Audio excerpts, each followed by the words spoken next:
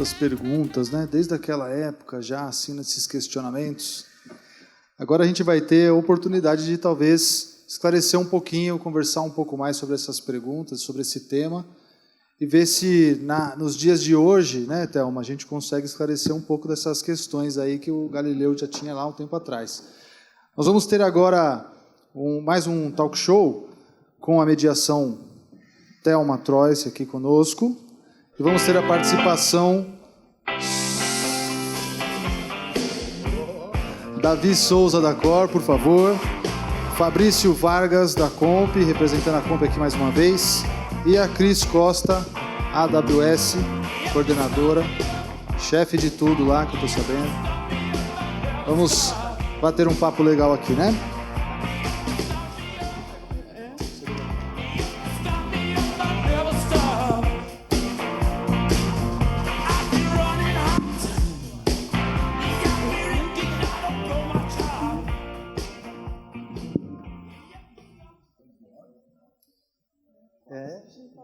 Opa, boa tarde. Obrigada, um prazer estar dividindo esse palco com vocês, com esses especialistas. O nosso objetivo aqui novamente, eu gostaria de reforçar, né, o foco em negócios. A gente não falar só de tecnologia sem colocar o usuário no centro. E a viabilidade, financeiramente é viável ou não, quando é viável, quando vale a pena usar uma ou outra tecnologia. A pauta central da nossa conversa é o Edge Computing, mas o tema ele se estende para outras tecnologias onde impulsionam essa junção da inteligência artificial com o IoT. Até começa a ser difícil separar, né, o IoT da inteligência artificial do que vocês têm visto até agora. E a gente vai falar sobre a tecnologia, mas passando por diversos mercados. Então, a gente vai falar casos de uso de diversos setores e espero que um deles se conecte com o negócio de vocês. Eu trouxe uma colinha aqui para falar alguns dados importantes sobre o Edge Computing. E é estimado 43 bilhões o valor desse mercado até 2027. O que é o Edge Compute? Quem conhece? Até para a gente entender. Tá? Poucas pessoas conhecem. É o poder da computação na fonte de dados. Então, não estamos falando mais de coletar dados e enviar para a nuvem. A gente está trazendo aquele processamento que é para a nuvem mais perto da ponta, mais perto do dispositivo IoT. E vocês vão entender por que esse tema é pauta das principais empresas que trabalham com tecnologias, que trabalham com arquiteturas de rede. Eu quero também citar duas pesquisas de renomadas instituições, Accenture, que ela entrevistou 2.100 executivos de alto escalão e numa diversidade de 18 setores. E ou aplica o Edge Computing ou perde competitividade. Então, é um assunto que talvez não esteja na pauta de vocês e é importante vocês conhecerem. Tá? E para o Gartner, até 2026, 70% das grandes empresas terão uma estratégia documentada e adotada para o Edge Computing. Bom, vamos começar a falar, né, dos setores. Que tal a gente começar pelo agro? Vamos lá. Vamos lá. O agro, hoje a gente direcionar aqui para o Fabrício, né, que tem trabalhado muito perto esses casos de uso. O agro, a gente sabe hoje da potência que é o agro, que hoje o crescimento do país é em cima do agro, e com certeza tem muitos desafios aí, né? E um dos desafios que a gente trabalha diariamente é levar conectividade para esses locais, porque, imagina, não adianta ter toda a questão do processamento, da inteligência lá na ponta, sem conectividade. Hoje nós trabalhamos com LTE, que é uma realidade hoje do Brasil. A gente precisa levar conectividade, por quê? As grandes operadoras não têm interesse de levar conectividade para esses locais porque acaba não sendo viável para elas, né? Vai ter quantos assinantes lá?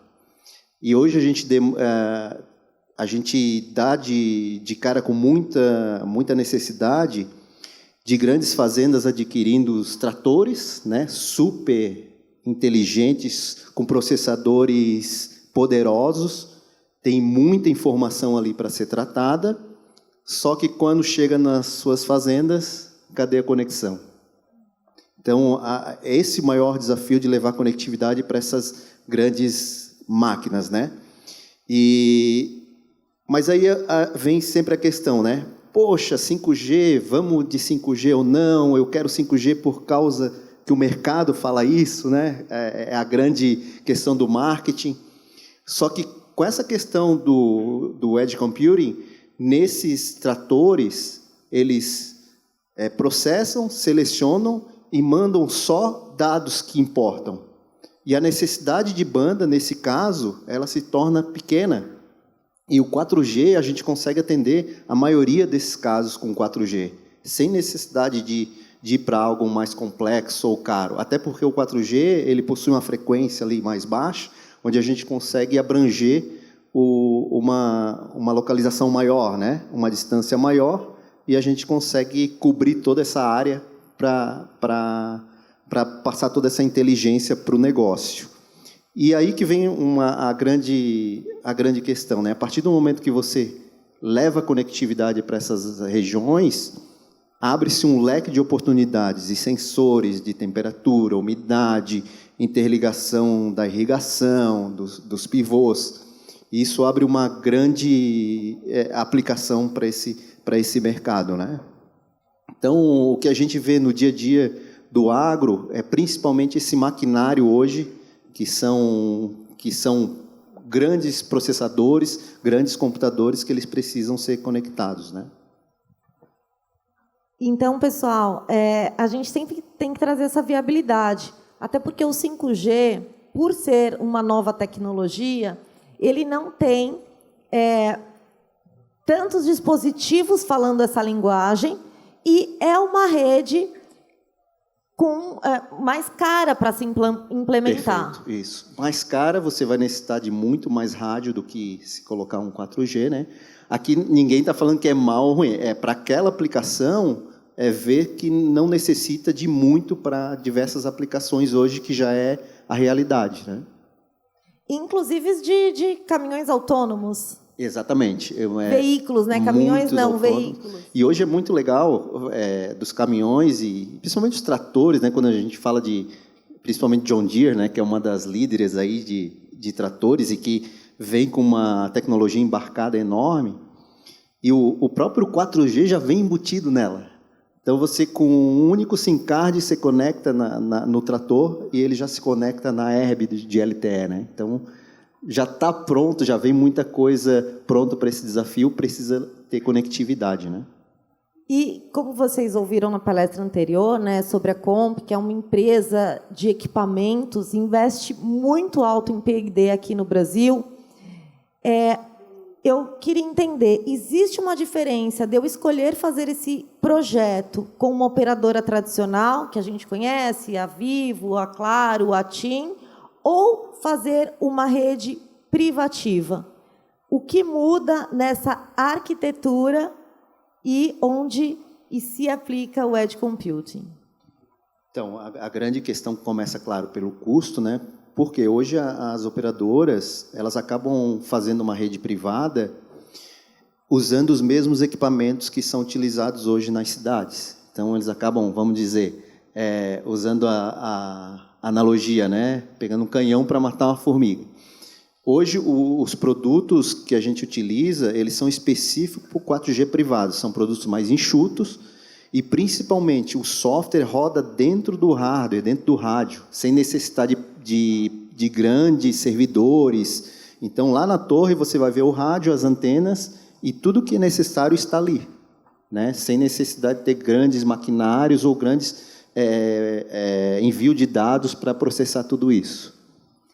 Então, a gente corta uma escala de processamento, trazendo esse processamento mais perto. Hoje, uma operadora MNO, ela vai ter essa aplicação, o software, para ter uma rede 4G em pé, tendo que dar saltos, ter fibras por trás para a informação chegar até lá. E existem equipamentos inteligentes, como o da Comp, que está acoplado e processando tudo no mesmo local. Eu acho que uma outra vantagem também de redes privativas, já que nosso objetivo é discorrer essas tecnologias, é a vantagem da segurança. Os seus dados estão com você, já que não necessita, para esses casos de uso, que outras empresas acessem essas informações. Perfeito. Hoje, todo o SIM card ele também é privado, né? Então, na solução que é entregue num 4G privado, não se utiliza o SIM card normal, eles utilizam um SIM card privado, onde só vai acessar aquele rádio, aqueles dados, quem tiver liberado lá no rádio, através do gerenciador de TI que vai liberar ou não. Então, tudo isso traz mais segurança também para o negócio, né? Pessoal, então, deixar o recado para vocês que esses veículos sem motoristas já é uma realidade considerável no Brasil para o setor de agronegócio. Bom, eu queria chamar o Davi para a gente falar um pouco sobre a área de saúde. Como é que você pode exemplificar um caso de uso usando o Edge Computing? Olá, Thelma, obrigado. Boa tarde a todos. Bom, gente, eu acho que vale a pena a gente contar um pouquinho da história do Edge, né? Por que o Edge hoje? Há 30 anos atrás, quando escrevi meu primeiro livro sobre controladores, a gente tinha uma única pecinha, que era um processadorzinho de 8 bits com 8 perninhas. Então, a capacidade computacional na ponta era minúscula. Hoje, como a gente viu aqui desde o começo, a capacidade aumentou demais, né? E os dados aumentaram demais. Então, no começo, a gente tinha um hardware muito fraco, começou a se juntar muitos dados, a gente precisava processar esses dados, e aí a gente precisava de conectividade, de banda, para levar esses dados daquela ponta até alguém que ia processar. Isso foi aumentando tanto, e o poder computacional foi aumentando a sua capacidade, diminuindo o seu custo, que hoje custa muito caro transportar esse dado. Então, por que não processar esse dado, pelo menos parte desse dado, lá na ponta, antes de fazer o uso da conectividade? Eu estou aqui como um especialista de conectividade. Quanto mais usarem conectividade, para mim, melhor. Mas a gente tem que ser prático, a gente tem que pensar no modelo de negócio. Muitas vezes, explorar demais a conectividade não fecha a conta. Então, explorar um pouco mais de poder computacional na ponta, no Edge Computing, faz com que a gente torne o negócio viável. E é assim que hoje a gente tem aquilo que era um microcontrolador de 8 bits, hoje a gente tem uma Raspberry super barata, que tem um poder computacional, roda um Linux, e a gente consegue processar muita coisa lá na ponta direto. Então, preciso transportar todos os dados para virar informação? Não. Às vezes com um poder computacional super elevado, como é o caso de uma John Deere, às vezes com um poder computacional muito menor, mas que tenha a capacidade de fazer algumas checagens. Aí você me pergunta da parte de saúde. A Core, lá fora, lançou um produto de health, que é um switch, que até o Tesser, nosso VP aqui na Latam, apresentou um slide, que tem a capacidade de fazer a linkagem entre um beacon, um BLE, que vai fazer um sensorzinho lá na ponta, até esse dado chegar de fato numa plataforma que vai processar. Só que todo esse tráfego de informação, ele tem que passar por uma série de requisitos e pré-requisitos de segurança, de dados regulamentatórios, regulatórios, né? E aí a gente já embarcou tudo isso dentro do processo. Hoje a Core, além de fazer a conectividade, ela desenvolveu um gateway que já tem um Edge Computing incorporado nesse gateway, que já conversa com todos os BLEs que já estão padronizados dentro do sistema, que já faz a criptografia dessa informação, compacta essa informação, transmite essa informação compactada e criptografada para dentro de toda a internet, vai fazer a descriptografia lá na aplicação final E para nós não interessa qual que é o dado, qual que é a variável que está trafegando. Interessa que a gente pegue a informação numa ponta e entrega ela com segurança na outra ponta e com a garantia da conexão. Acho que é um exemplo claro de como é que isso está funcionando. Maravilha, Davi, obrigada. A mensagem que a gente quer deixar para vocês é que, assim, a gente está falando de hiperescalar, a gente está falando de mais e mais dispositivos coletando dados.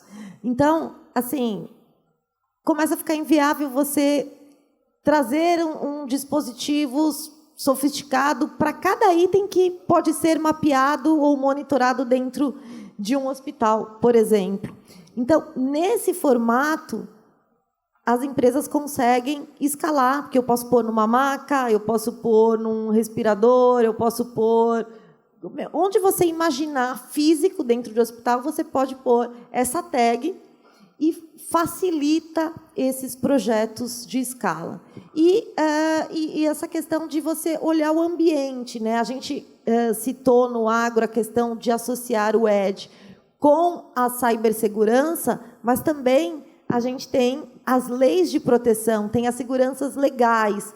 E esse trabalho permite que o tratamento seja feito e o que vai para a nuvem é o que pode ir, né? Então, você também minimiza os impactos em relação à Lei Geral aqui de Proteção de Dados e quem atua globalmente as legislações similares. Perfeito. E você também ganha velocidade de desenvolvimento, né, Théo? Então, quando a gente fala sobre uma nova mentalidade, um novo modelo de negócio, uma agilidade para o desenvolvimento de novas ideias, a gente quer trazer, e é o que todo mundo está apresentando aqui hoje para vocês, ferramentas pré-prontas, templates, suítes, que fazem com que você consiga prototipar rapidamente e transformar a sua ideia em negócio. Porque é isso que vale a pena hoje em dia. Não é? Ideia todo mundo tem o tempo inteiro. A diferença está em você tirar a ideia do papel e ganhar dinheiro com ela. É aí que tem poucos que conseguem. Não é? Mas hoje o que a gente mais tem no mercado, seja com a AWS, seja com o Google, seja com a Comp, seja com a Core, é trazer para vocês a nossa experiência, a expertise que os nossos times têm, para trazer essas ferramentas e deixarem vocês cada vez mais aptos a transformar as suas ideias em negócio. Porque tecnologia, gente, nada mais é do que ferramenta. Não é outra coisa a não ser uma ferramenta. Só que não adianta inventar um martelo se você não sabe em que prego você quer bater. Então, o que o modelo de negócio, o modelo mental tem que fazer aí no mercado, que é onde vocês estão, é saber e conhecer os pregos. Se conhecer o prego, alguém desenvolve o martelo ideal para isso. Muito bem. E eu fiquei assim bem impressionada. Pouca gente conhece sobre o Edge Computing. E eu queria trazer para a Cris, que acompanha muito esse mercado de desenvolvedores, falar sobre a capacitação profissional. Os profissionais de TI, os arquitetos, eles têm na pauta o Edge? Eles sabem o que é ou ainda estão seguindo outros modelos de arquitetura? Tá. Prazer, obrigado pelo convite, né? Eu estou aqui como representante, né, de uma comunidade de Campinas, de AWS Usabilidade User Group, e trabalhei no mercado financeiro. Estou retomando assim, só um pouquinho do histórico, porque eu vou falar muito do mercado financeiro nesse quesito. Respondendo a sua questão, sim. E eu vou dar um exemplo como Omnichannel. Há pouco tempo eu trabalhava no Banco Itaú e nós tínhamos como pauta, né, colocar a Alexa para poder vender serviços financeiros. E aí entra tudo que meus pares aqui colocaram, né, desde pensar na segurança, né, de respeitar as leis, e a gente trabalha muito com isso, como que a gente vai aplicar a inovação. Então, também respondendo, Thelma, um pouco da sua pauta de como os desenvolvedores, arquitetos, tal. Passou muita gente interessante aqui, apresentou muita solução legal, mas, no fim do dia, a gente tem que fazer com que isso se tangibilize e não tenha tanto turnover, ou etc. E as pessoas que vão aplicar isso, elas precisam visualizar aquilo acontecendo. Então, o que eu coloco assim na pauta? Uma é a agenda Open Finance, é uma agenda que a gente consegue acompanhar. Então, quando você começou a falar de trator, etc., na hora eu já penso em risco de mercado. Falo, nossa, posso diminuir a operação, etc. É fascinante. Mas para eu conseguir fazer isso acontecer, é pouquinho em pouquinho. É desde o cara saber o saldo da conta, né? Para ele pegar e falar assim, então agora eu posso, sei lá, talvez o meu operador do trator ali pensar em alguma solução e eu tenha que usar um serviço financeiro. Um exemplo, né? Porque é isso que a gente quer no final do dia. A gente quer que a decisão chegue o quanto antes. Eu não preciso de um board para poder decidir tudo, né? Eu quero que responda o mercado o quanto antes, para diminuir o meu custo da operação e retornar, como o meu colega aqui falou, trazer dinheiro, né? Então, essa mentalidade, para mim, ela tem que estar não só nos desenvolvedores, arquitetos, enfim, soluções de tecnologia, mas em pouquinho, todo dia, com quem participa da empresa. E aí, associando a isso, as pessoas não terem medo da tecnologia, né? Porque a gente está num grupo aqui muito sênior. Então, eu vi, não precisa explicar muito para falar o que a gente está falando, mas se eu for para casa e começar a explicar IoT ou for explicar a inteligência artificial, alguém entra em pânico, né? Vai falar assim, peraí, você vai chegar na cozinha e vai pedir o saldo do banco, e se o vizinho ouvir? E se o outro gritar e quiser acessar? É um pouco disso que a gente trabalha no dia a dia, né? É muito legal ver isso na empresa, mas quando a gente está falando de dinheiro, a gente tem que começar a diminuir essa senso comum, né, das pessoas, como que elas enxergam tudo isso, a gente traduzir de uma forma que passe segurança para depois escalar, né? E aí isso acontece todo momento. E até porque, né, Cris, quem deixa todas as informações num único ponto de acesso, se aquilo é invadido, e hoje, gente, se grandes empresas, maiores de empresas do mundo, bancos são invadidos, imagine a sua empresa, mesmo sendo de tecnologia. Esse risco existe. E, a partir do momento que a gente distribui a nossa rede, a gente aumenta a segurança também. Porque, se alguém atacar, eu consigo isolar o problema em um edge. Sim. E manter as outras operações da empresa funcionando. Aí eu acho que trazendo uma agenda, eu vi que vocês colocaram IaaS, a gente tem BaaS também, né? Bank as a Service. Então, coisas que eu fico imaginando associado aqui à empresa de vocês. Por exemplo, eu tenho um serviço financeiro e aí eu fico assim, vou trabalhar direto com o Itaú, um exemplo, ou qualquer outra instituição financeira. Mas se você já está oferecendo uma rede segura, por que eu não posso ali trabalhar com um banco de dados, que era uma coisa que a gente estava conversando antes, né, Theo? Por que eu não posso trabalhar com data lake que me permita, de tempos em tempos, acessar, né, de forma segura, mas não todo o tempo a rede externa? Então, tudo isso é edge computing, né? Como que a gente consegue usar o máximo do device que está perto de nós, né? Eu acho que a gente está falando de um futuro e quem sair na frente vai se diferenciar. O que a Cris está dizendo é para a gente sempre olhar, né, nos nossos negócios. Poxa, o IoT também pode fazer pagamentos. Por que não incluir? O nosso carro já paga nosso pedágio, já paga nossa gasolina. O que mais a gente pode incluir nos nossos serviços? E também falando um pouco de futuro, que é a possibilidade da gente compartilhar os nossos dados. E eu queria retornar aqui para o Davi falar o seu ponto de vista. Bom, Thelma, primeiro eu preciso do teu carro, porque o meu não paga, não. Eu que tenho que pagar lá. Ele faz a automação, mas o dinheiro vem de mim. Mas, brincadeiras à parte, queria, independente da Edging também, usar um gancho aqui de vocês dois falando do mercado financeiro e do agro, que eu acho que é muito legal, que eu gosto sempre de falar, e o Paulo falou muito isso na primeira apresentação, sobre modelos de negócio, sobre juntos ganharmos mais, né? Sobre cada um ganhar fazendo a sua parte. Puxa, quanta gente já falou, ou já pensou, ou já desenvolveu alguma aplicação de um brinco para boi para poder fazer o geoposicionamento do gado na fazenda. Aí você vai para o fazendeiro que tem 500 mil cabeças de gado e ele fala assim, cara, por que eu vou pagar isso? Onde está o valor agregado para mim? Se eu multiplicar isso, por mais barato que você faça, mas que custa R$100, a hora que eu vou multiplicar por 500 mil cabeças de gado, quem paga essa conta? A manutenção disso. Aí você não consegue achar valor para vender a tua ideia. Então você se apaixonou pela tecnologia, você desenvolveu o device, mas você não achou um modelo de negócio para agregar valor. Agora pega esse mesmo negócio e pensa do outro lado. Vai para o banco, que tem que emprestar o dinheiro para o fazendeiro. O gado dele é o ativo, que é para você a sua garantia de financiamento. Se você tiver um monitoramento do teu ativo com garantia de financiamento, o teu financiamento é mais barato.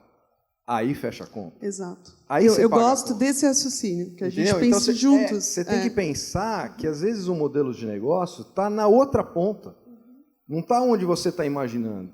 Não é o fazendeiro que vai pagar por device. Ele pode até agregar valor ou receber algum valor adicional, não é? Tem até um filósofo que fala que chama isso de... Nossa, me esqueci o termo agora, daqui a pouco eu lembro. Mas você tem até como agregar uma outra possibilidade, mas, gente, o valor está que a taxa do financiamento vai cair. É isso mesmo. No fim do dia, é essa a linguagem que ele escuta. É isso aí. É assim que se traduz, exato. Aí sim, opa, agora eu vi valor, meu financiamento custa mais barato. Você está falando de milhões. Quanto custa uma máquina agrícola? Nossa, para cima de 5 milhões, 4 5 milhões. Alguém vai bancar sozinho 5 milhões? Não, você precisa de um investimento. Tá, mas se você monitorar onde aquele patrimônio está, se ele está sendo bem aplicado ou não, existe um caso, né, até acho que foi você que comentou, Fabrício, na nossa conversa, de gente usando satélite para monitorar a fazenda. Não, isso foi numa conversa com o professor. Monitorando fazenda através de imagem, inteligência computacional aplicada à visualização de imagem, com drones ou com satélites, que você consegue saber se as máquinas estão lá, se não estão lá, se a fazenda está sendo produtiva ou não. Você consegue cruzar isso com dados bancários de investimento, você consegue até baixar o risco. É aí que está o valor agregado das coisas, gente. IoT por IoT é única e meramente, de novo, uma ferramenta. E a visão computacional só acontece por causa do Edge Computing. Amanhã vocês vão ver casos práticos aqui. E a gente quer passar por mais setores. Queria convidar o Fabrício para a gente falar sobre casos de uso em indústria. O tempo passa rápido, né, Theo? Então, indústria, é claro que tem enormes aplicações, vários exemplos. Acho que agora a grande questão, agora que demanda alta, é algo simples, mas dá um retorno muito grande. É a questão dos sensores de vibração aí, de máquinas, né? A gente consegue antecipar o problema que vai dar na máquina. E aí sim, cresce a questão da viabilidade econômica, que uma máquina parada hoje numa indústria traz aí prejuízos. Então, a gente tem essa questão dos sensores, que hoje tem uma demanda muito alta, foi algo assim nos últimos tempos que vem uma demanda muito alta para a gente. E também para a indústria, não só essa questão de maquinário, mas nessa questão de segurança do trabalho também, né? Nós temos um case, que até eu estava conversando com a Thelma, que a gente tem um case que está até aberto aí na internet, o case da Senibra. Tinha funcionários que tinham que acompanhar a secagem lá do material deles, a celulose, e pela norma eles têm que ficar 45 minutos, podem no máximo ficar 45 minutos expostos àquele calor, e depois os outros 15 minutos tem que ir para uma área refrigerada, né? Eles trouxeram esse problema para a gente, e aquela questão, né? Poxa, a gente tem IoT para tudo, e como resolver esse problema, né? Através dos crachás inteligentes e todas as âncoras que ficavam monitorando o rastreamento dessas pessoas, a gente conseguiu monitorar e soar um alarme a cada o tempo de limite lá que essas pessoas ficavam, para poder fazer esse procedimento e poder mostrar também depois para a norma do trabalho, né? Então, tudo isso é um grande problema hoje que não tinha solução e que traz a inteligência na ponta, através dos dispositivos, tornar isso viável, né? Empresa levando multas, porque existe uma legislação, a NR15, e com o uso de tecnologia processada, né, aplicando os algoritmos daí, esse tipo de informação se torna uma prova concreta, né, que contra dados não há argumento, é um fato. Vamos falar um pouco sobre transporte e logística e Edge Compute com inteligência artificial. Eu vejo que a Cora é muito próxima desse segmento. O que a gente tem de trabalha novidades? Um dos maiores mercados que a gente atua aqui no Brasil é o que a gente chama de fleet, né? Que é toda essa questão de logística. Lá fora, a gente comprou já mais de uma empresa, a Position Logic foi nossa, e hoje ela virou um dispositivo, ou uma suite também, chamada Vista, que traz uma série de inteligências para vocês desenvolverem as próprias plataformas de rastreamento. A gente não fornece a plataforma de rastreamento. E o que está integrado dentro dessa suite é, por exemplo, a imagem, né, o processamento de imagem, com câmeras inteligentes, onde alguém deu o exemplo aqui hoje, puxa, eu estou fumando, eu estou com estresse. Bocejei. Eu estou bocejando, detalhe. eu estou pescando, a velocidade com que você pisca, né, a velocidade com que seu olho se mexe. Então, tudo isso é detectado, até a falta de motorista. Não é? Por incrível que pareça, o excesso de motorista, às vezes aparecem 2 pessoas no mesmo banco. Então, esse tipo de coisa é detectado e, com isso, a gente consegue tomar ações. Mas, para você processar isso em nuvem, o tráfego de informação é muito grande. Então, se você não tiver uma câmera inteligência, se você não tiver um processamento local, já com algoritmos de IA implementados, já, né, com todo um aprendizado incorporado lá dentro, você não consegue ser efetivo.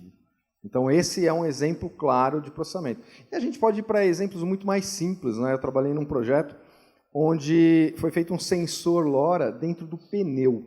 Pô, mas para quê? Para ver pressão? Não, para ver se o pneu era roubado. Então, a gente tem casos aqui no Brasil, é muito comum, com carretas com mais de 18 pneus.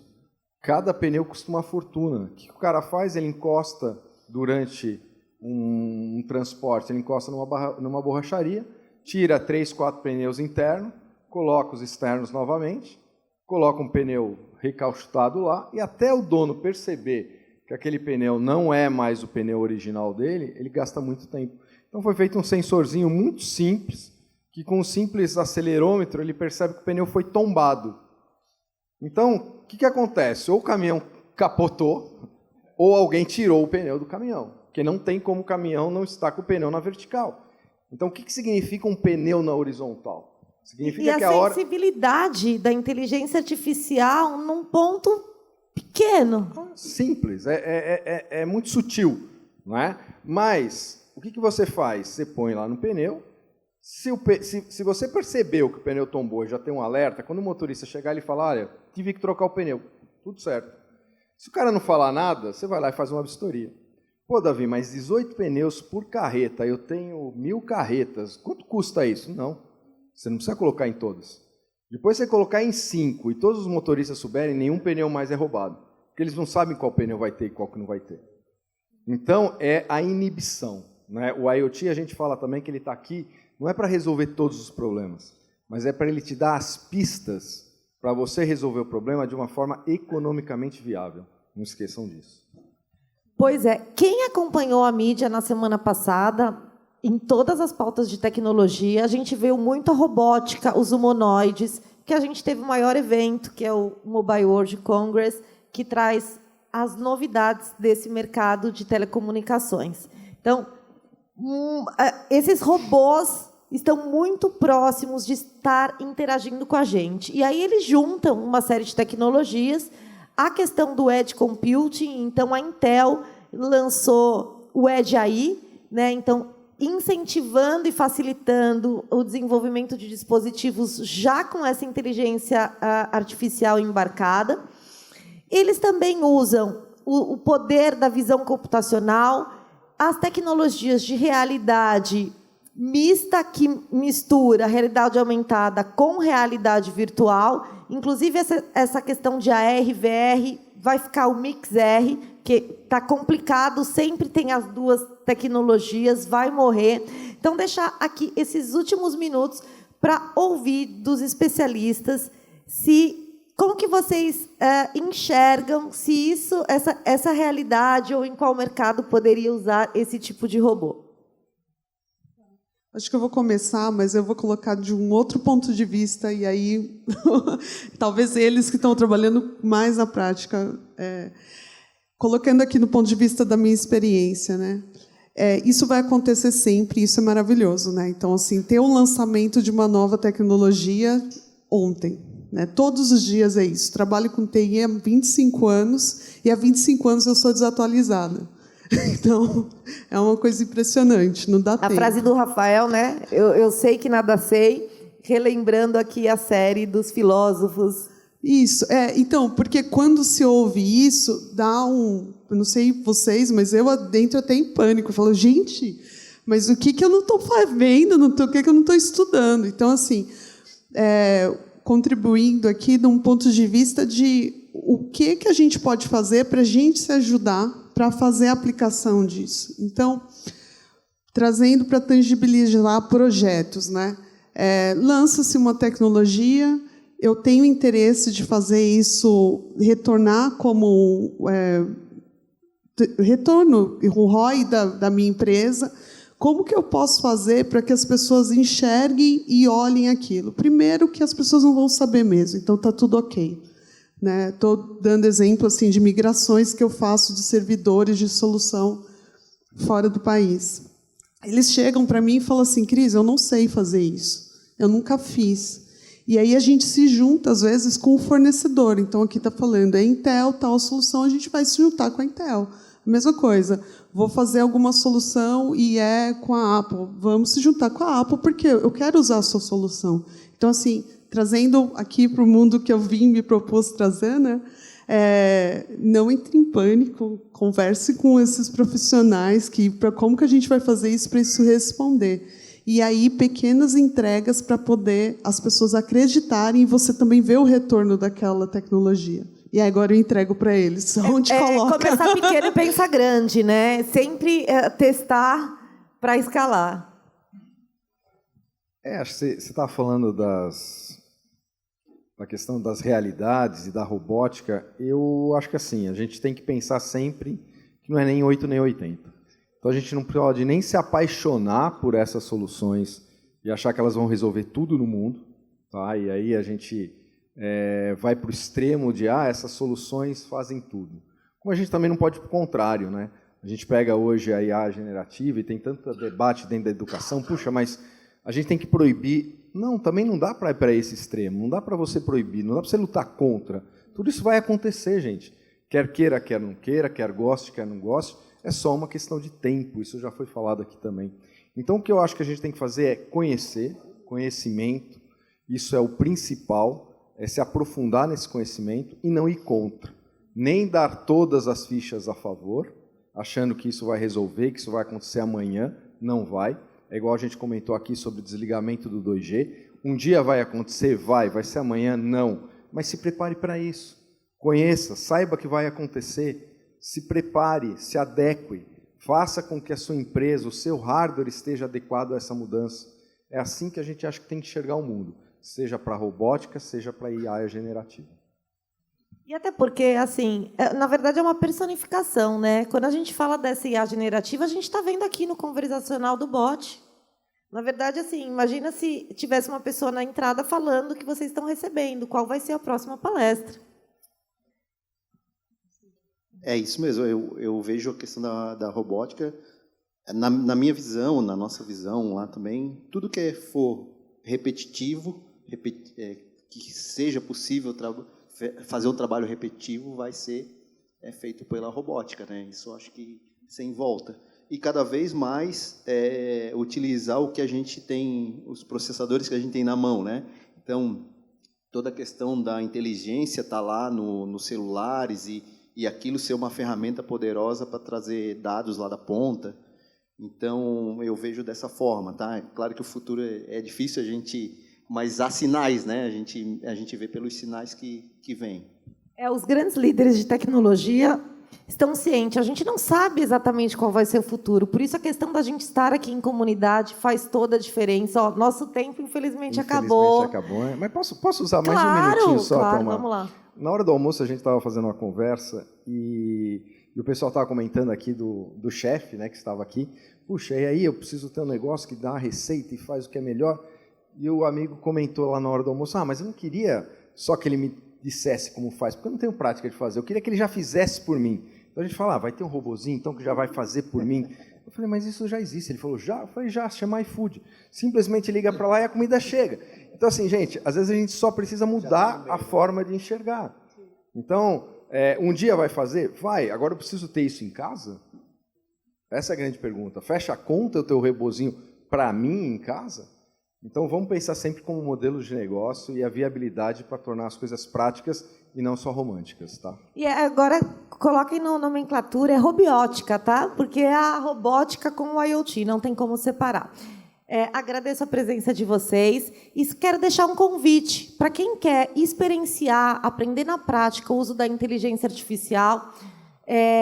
Pode baixar o QR Code aqui. A gente está fazendo um curso para você aprender a tanto desenvolver o machine learning e o deep learning dentro, no caso do kit educacional, como usar toda a parte, como o Google falou, do Vertex, do Locker e a IA generativa, aprendendo na prática. Muito obrigada pela atenção de todos. Obrigada a vocês. Obrigado a vocês, gente. Obrigado. Até mais.